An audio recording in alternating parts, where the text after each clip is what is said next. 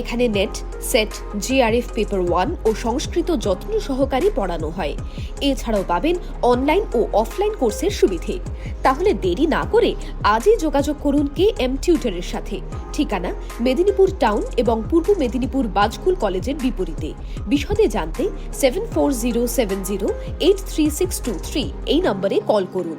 এছাড়াও ভিজিট করুন আমাদের YouTube channel KM tutor for UGC নেটে। কোশ্চেন অ্যান্সার কি আসবে বলো? 1 নম্বর কোশ্চেন বলো, বেদ অখিল ধর্মমূলম আছে না, বেদ অখিল ধর্মমূলম বক্তা কে বলতেছে? উক্তিটা কে বলেছে? বেদে দেখো তোমাদেরকে পড়ানো আছে, হ্যাঁ, বৈদিক সাহিত্যের ইতিহাস। বলো অর্চনা, কি আসবে উত্তর? বেদ অখিল ধর্মমূলম বক্তা সায়নাচার্য, গৌতম, গৌতম না পরাশর, কোনটা আসবে? স্যার পরাশর মনে হচ্ছে, হবে না, পরাশর আসবে না। বলো আচার্য মনুর উক্তি ছিল এটা, বুঝলে? বেদ অখিল ধর্মমূলম মানে অর্থাৎ বেদকে সমগ্র ধর্মের মূল বলা হয়েছে। বেদ অখিল ধর্মমূলম, সমস্ত ধর্মের মূল বলা হয়েছে বেদকে। হ্যাঁ, বেদ অখিল ধর্মমূলম স্মৃতিশীলে চ তদ্দিদম আচারশ্চৈব সাধুনাম অন্ত্য আত্মনস্তুষ্টিরেব চ। মনুসংহিতার কোথায় আছে না, দ্বিতীয় অধ্যায়ে এটা পাবে। মনুসংহিতার দ্বিতীয় অধ্যায়ে 6 নম্বর শ্লোকে এটা আছে, বেদ অখিল ধর্মমূলম। তোমাদের দেখবে বৈদিক সাহিত্য যখন পড়িয়েছি আমি, সেখানে বেদের কিছু উক্তি আছে, হ্যাঁ, সেই মধ্যে এখানে সায়নাচার্য কি বলেছিল, ইষ্টপ্রাপ্তি অনিষ্টের পরিহার, এরকম কিছু উক্তি তোমরা ওখানে পাবে, ঠিক আছে? আচ্ছা, গৌতম কি বলেছিল? বেদও ধর্মমূলম। এখানে যেমন বলেছে বেদ অখিল ধর্মমূলম, বলেছিল কি বেদও ধর্মমূলম। ক্লিয়ার? এইভাবে উক্তিটা ওখানে দেওয়া আছে। আচ্ছা, নিধি আছে, বলো 2 নম্বর। সামবেদের শাখা নয়, সামবেদের শাখা কোনটা নয় বলো তো? কোনটা আসবে না সামবেদের মধ্যে? রামায়ণীয়, মৈত্রেয়ী, কৌশল্য, জৈমিনী, কোনটা আসবে না বলো? সামবেদের 3টা প্রসিদ্ধ শাখা ছিল, বলো। স্যার সিএরটা না, কৌথুমীয় আছে, কৌথুমীয় থাকে, রামায়ণীয় থাকে, জৈমিনীয় থাকে। মৈত্রায়নী হচ্ছে কৃষ্ণ যজুর্বেদের শাখা।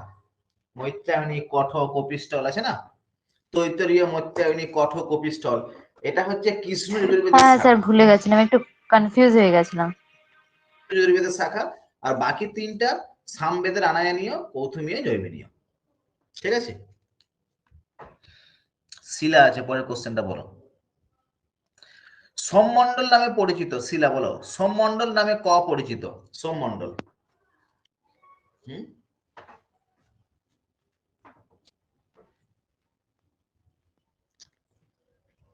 কে আসবে? নবমণ্ডল। নবম মণ্ডল হচ্ছে সোমমণ্ডল। তাহলে 10টা মণ্ডলকে কি কি নামে বলা হয় একটু মনে করে নাও, বলো 10টা মণ্ডল কি কি নামে আসবে বলো?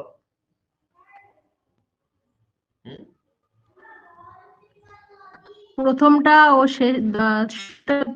প্রথম আর দশম, দেখো প্রথম মণ্ডল আর দশম মণ্ডলকে বলা হয় প্রকীর্ণ মণ্ডল। প্রথম মণ্ডল আর দশম মণ্ডল হচ্ছে প্রকীর্ণ মণ্ডল, ঠিক আছে? চলে গেল। দ্বিতীয় থেকে সপ্তম বা অনেকে অষ্টমটাকেও ধরে নেয়, তো একে বলা হয় কি পারিবারিক মণ্ডল, গোষ্ঠী মণ্ডল, বা কি বলা হয় আর্ষেয় মণ্ডল বলা হবে। অষ্টমটাকে অনেকে স্বীকার করে প্রগাথ মণ্ডল, মানে প্রগাথ নামক ঋষি এখানে থাকে, ঠিক আছে? আর নবম মণ্ডলটা কি আসবে? নবমটা হচ্ছে সোম মণ্ডল।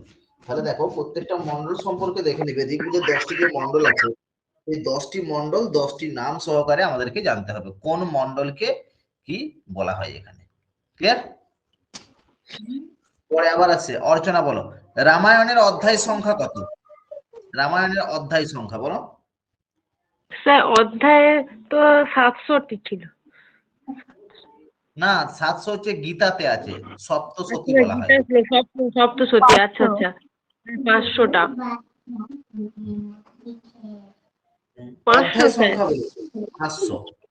এটা হচ্ছে, বাহ, এটা অধ্যায় বলেছে, অ্যাকচুয়ালি এটাকে বলা হতো কি বলতো 500 অধ্যায় বা 500 সর্গও বলা হয়ে থাকে অনেক সময়। হ্যাঁ, আচ্ছা।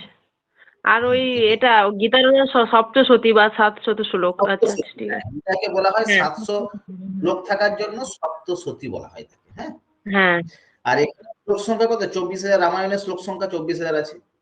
1 হ্যাঁ, লক্ষ না শ্লোক আমার আছে মহাভারত। এদের দেখো মহাভারত হ্যাঁ শ্লোক সংখ্যা হচ্ছে 1 লক্ষ, রামায়ণের হবে 24,000, গীতার হবে হ্যাঁ 700। আর অধ্যায় সংখ্যা বলতে দেখো অ্যাকচুয়ালি রামায়ণের 7টা কাণ্ড আছে, 500টা অধ্যায় ধরা হয় এবং তার সঙ্গে 24,000 শ্লোক ধরা হয় রামায়ণে। হুম। 7টি কাণ্ড, ঠিক আছে, 500 ওই বালকাণ্ড, অধ্যায়, অযোধ্যাকাণ্ড, অরণ্যকাণ্ড 24,000 যেগুলো আছে আর কি, যুদ্ধকাণ্ড, সুন্দরকাণ্ড। আচ্ছা আচ্ছা, বুঝতে হ্যাঁ, পারছি। বলো কাণ্ডগুলো পর পর ক্রমানুসারে কে বলবে বলো? ক্রমানুসারে, মানুষ আছে। মানে পর পর হুম, বলতে হবে। কোশ্চেন কিন্তু এরকম বুঝতে হয় পারছি। ক্রমানুসারে। তোমাকে হয়তো বলে দিল তৃতীয় কাণ্ডের নাম কি, চতুর্থ কাণ্ডের নাম কি, তোমাকে করতে হবে, বুঝলে না? তাহলে ক্রমান্বয়ে কথা স্যার স্যার প্রথমে অযোধ্যাকাণ্ড, অরণ্যকাণ্ড, কিষ্কিন্ধাকাণ্ড, যুদ্ধকাণ্ড, সুন্দরকাণ্ড, উত্তরকাণ্ড। কাণ্ড তাহলে তো হয়ে গেল। পুরো কাণ্ডগুলো তোমাকে ক্রমানুসারে দেখতে হবে। হ্যাঁ, গীতাকে বলা হয় সপ্তশতী 700 শ্লোক, 24,000 রামায়ণকে বলা হচ্ছে 1 লক্ষ হচ্ছে মহাভারতে আসছে। ক্লিয়ার? তারপরে দেখো বালিবধ। নিধি বলো, বালিবধ রামায়ণের কোন কাণ্ডে অবস্থিত? বালিবধ রামায়ণের কোন কাণ্ডে আছে বালিবধ? অযোধ্যা কাণ্ডে, অরণ্য কাণ্ডে, কিষ্কিন্ধা কাণ্ডে না সুন্দরকাণ্ড? কোথায় পাবো? স্যার কিষ্কিন্ধাকাণ্ডে। কিষ্কিন্ধা কাণ্ডের মধ্যে পাবো। ঠিক আছে, কিষ্কিন্ধা কাণ্ড যেখানে আছে সেখানে বালিবধ আমরা পাবো। কারণ ওখানে বলে কিষ্কিন্ধা কাণ্ডে কি দেখা যায়? সীতার খোঁজ করতে যায় কে? রাম লক্ষ্মণ।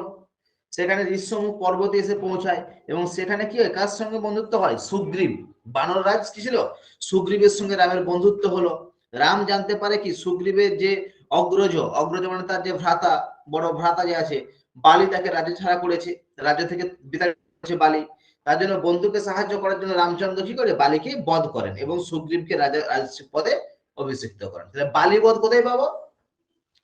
কিষ্কিন্ধা কাণ্ডে। বালি কে ছিল? না বালি ছিল সুগ্রীবের, বানর রাজ সুগ্রীব, সুগ্রীব বানর রাজা ছিল বালি। ঠিক আছে, সুগ্রীবের অগ্রজ, বড় ভাই ছিলেন। তাকে কি করেছিল? যেহেতু বন্ধুকে রাজ্য বিতাড়িত করেছে তার জন্য রামচন্দ্র কি করে, তার সঙ্গে কোনো শত্রুতা নেই, শুধু জাস্ট কি, হ্যাঁ, সুগ্রীবকে বিতাড়িত করতেছিল বলে তার জন্য তাকে হত্যা করেছিল। তাহলে বালি বধ হয়েছিল কোথায়? রামায়ণের কিষ্কিন্ধা কাণ্ডে। তারপরে শিলা আছে, বলো মহাভারত রচিত হয় 1 বছরে, 2 বছরে, 3 বছরে, 4 বছরে? বলো।